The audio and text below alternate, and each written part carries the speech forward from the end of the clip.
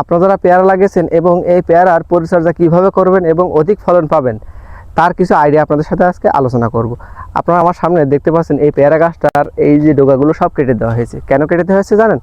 এটা বৈশাখ জ্যৈষ্ঠ মাসে আপনার এখানে প্রচুর এরকম ডাল বেরোয়, প্রচুর ডাল বেরোয়, যেগুলো অনেক বড় হয়। আর এটা রেখে দিলে সামনে বর্ষাকাল আছে, আর এই বর্ষাকালের সময় এই গাছগুলো অনেক বড় হয়ে যায়। আর অনেক বড় হয়ে যাওয়ার ফলে এই গাছে ফুল ফলে তেমন জোর পায় না, এমনকি এতে অধিক পরিমাণে ফুল আসে আর এবং ফল হয়। দেখুন এক এক গাছে দেখুন, এক এক থোকায় দেখুন 500 টাকার পেয়ারা আছে। এই দেখুন এক এক থোকায় 500 টাকার পেয়ারা আছে। দেখুন এই দেখেন 1 2 3 4 5 6, দেখুন এই ডালটায় 6টা পেয়ারা আছে। ঠিক এরকম প্রত্যেকটা গাছে এইভাবে পেয়ারা আছে। আপনারা এই সময় কি করবেন, এটা করবেন আপনারা জ্যৈষ্ঠ মাসের সময় এগুলো করবেন, যে এই ডালগুলো এরকম সুন্দর করে ছেটে দিবেন। এগুলোকে বলে হার্ড প্রুনিং বলে। আপনারা এভাবে সুন্দর করে চারিপাশে সুন্দর করে কেটে দিবেন। কেটে দেওয়ার পরে আপনারা এই যে পেয়ারাগুলো দেখবেন যে অধিক পরিমাণে ফুল আছে, এরকম 5টা 6টা করে ফুল আছে। আপনারা কী করবেন জানেন?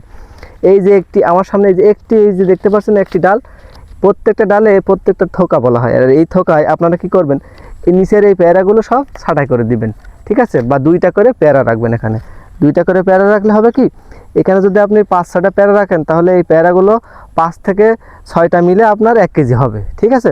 আর আপনি যদি এখানে 2টা করে পেয়ারা রাখেন এক একটা কষে, তাহলে আপনার এই পেয়ারাগুলো হবে বড় বড়, যেটা হাফ কেজি থেকে 1 কেজি করে হতে পারে।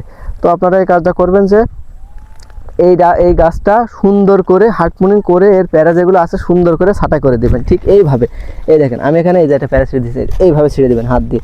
আপনারা নিজেরা করতে পারেন, অন্য লোক নিয়ে করতে পারেন। এই যে এখানে দেখুন এই যে অনেকগুলো ফুল আছে। এই যে দেখুন এখানে 2টো প্যারা এই যে আমরা ছিঁড়ে দিলাম। এই যে দেখুন এই যে এইভাবে, ঠিক আছে?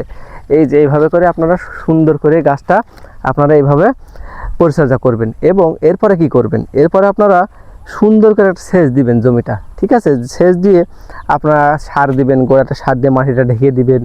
দেওয়ার পরে আপনারা আবার এভাবে রাখবেন, একটু চষে দিবেন, ঠিক আছে?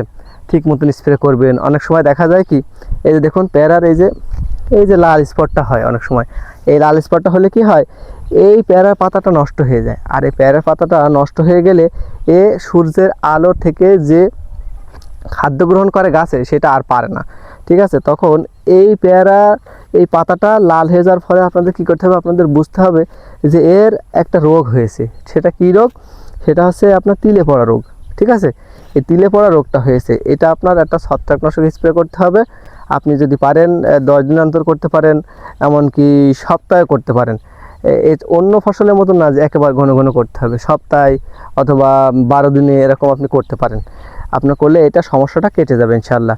তো 2টা জিনিস খেয়াল রাখতে হবে, এর পাতা যেন সবুজ থাকে এবং এই গাছটা যেন সতেজ থাকে এবং সুন্দর থাকে। আপনার খেয়াল রাখতে হবে, গাছের পাতা যদি হাসা হয়ে যায়, ঠিক এরকম হাসা হয়ে যায়, তখন বুঝবেন যে এই গাছের আপনার সারের বা খাবারের অভাব আছে।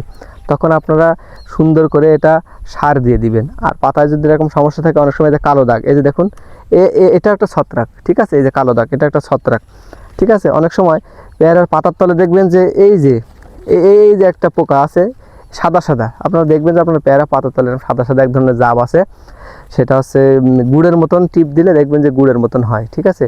আপনারা সেইটা দেখবেন যে এটা কি আপনার কোনো ছত্রাক নাকি পোকা। আপনার যদি পোকা হয় তাহলে আপনারা এখানে ইমিডাক্লোরোপিড গ্রুপের যে কীটনাশকগুলো আছে এগুলো স্প্রে করতে পারেন।